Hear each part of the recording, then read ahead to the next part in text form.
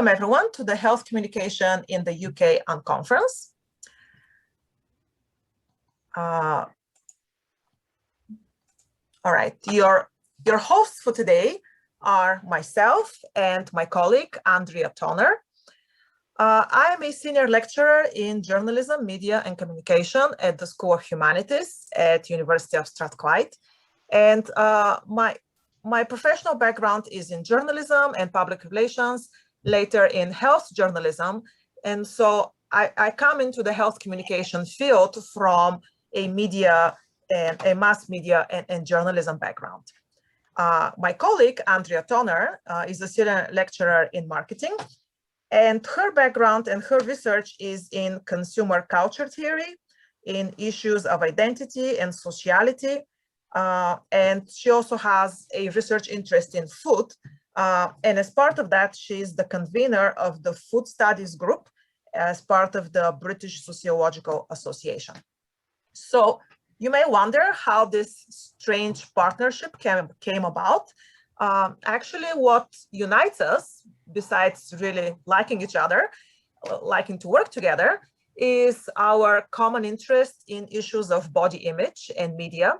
And so this has been our joint research for the past few years, issues of body image, representation of the body through the media, through social media, and also involving issues of consumer culture and identity and so forth. And so I wanted to give you a rough agenda of what we'll be doing today. Since this is an unconference and not a rigid conference, you can see that time frames are quite flexible. And that was done on purpose because we want to allow as much time for discussion as possible. We don't want to rush people into having to finish one section and moving to the next. And we're now in the first bullet point here, welcoming and background. We'll continue with our guest speakers from University of Zurich, Professor Thomas Friemel and Dr. Sarah Gerber. And afterwards, we'll go into breakout rooms where you'll spend a considerable time brainstorming about how we as a discipline and as a field want to organize on a national level for the future. And after this, hopefully pleasant but intensive brainstorming, we'll have a short comfort break just to get some tea or coffee or biscuits. And then we'll come back to a discussion where we'll get back together in the big room and we'll compare notes from the various breakout rooms, and we'll aim to agree on next steps. Okay, so I wanted to give a little bit of background to how this event came about. And this, of course, there could be more to this than what I'm showing here, but this is my view of what I've been able to find. But I wanted to, my professional background was in the United States, and coming where the field of health communication is very robust with plenty of very diverse health communication associations and avenues for display and for networking. And on my move here a few years back, I went looking for a similar place where I can meet like-minded people and we can share research. And I haven't been very successful in finding one. I have found in my research for this event and previous research, I have found various centers focused at individual universities that conduct research in health communication. And so there's definitely, my feeling is that there's a huge and very prolific health communication research going on in our country. But, and you can see from at least these 7 centers that I found of, the different places around the country that conduct research, in addition to the various individuals who do it. And probably just with the little footnote here that I presume there could be well more than these 7 centers or groups around the country, but these are the ones that I've been able to find. So if you know of others, if your university is hosting such a center in health communication, or you are part of such a center, please let me know and I'll just add it to the list. I do hope that this is an exhaustive list at some point. So lots of such centers exist. Lots of great work goes on around them with various foci in these various places. But I still haven't been able to find, and I've talked to colleagues around the country, and I have not heard from them either, of one unifying place and one unifying organization, network that would bring all of us together, where we can share our research and network and collaborate. So that led me to the idea of trying to start the process of establishing such a place, hopefully. And I want this to be a bottoms-up approach and an initiative that all of you can, everyone who wants to can be part of, and it's not a top-down approach by, just a couple of individuals, which is why this first event has come about, where, I wanted to bring a diverse group of colleagues like all of you who are here today, and really pose the question of how do we want to associate and to organize ourselves for the future. And I mentioned the United States, and I wanted to give you and the HealthCom situation there, if you wish. And I wanted to give you a little bit more background on that, just really a brief picture of how much networking and sharing of ideas is going on there. So this is a list of all the annual opportunities that people have, that researchers, colleagues in the United States have for sharing their research and meeting like-minded colleagues.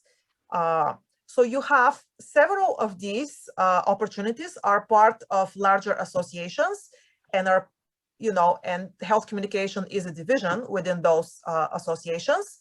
So that's the case with the International Communication Association, with the National Communication Association, where there's health communication divisions. There's also AEJMC, which is an association for journalism educators and scholars. And there they have a health and science communication division. And also on the public health side, you have the American Public Health Association, which also has a health communication working group. So these are 4 different conferences that happen annually and that host HealthCom divisions within them, within the larger conferences. In addition to that, you have 2 different conferences that happen every year. One of them is hosted by the CDC, the Centers for Disease Control and Prevention in Atlanta, and that's the National Conference on Health Communication, Marketing, and Media. And that has very much a practice focused. It attracts public health practitioners from, public health departments from across the country, where they share best practices, interventions, and more applied research.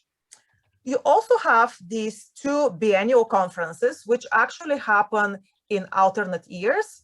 So it works out to where one of them takes place each year. So I would count those as an annual conference in itself. It just depends. It's either in Washington, DC, or it's in Kentucky. But they are in separate conferences that are solely focused on health communication. And they do have a mix of theory and practice in them. And you also have 2 separate academies. I don't think they do events, but they are separate just associations really for researchers and for practitioners. The Academy of Communication in Healthcare and Society for Health Communication.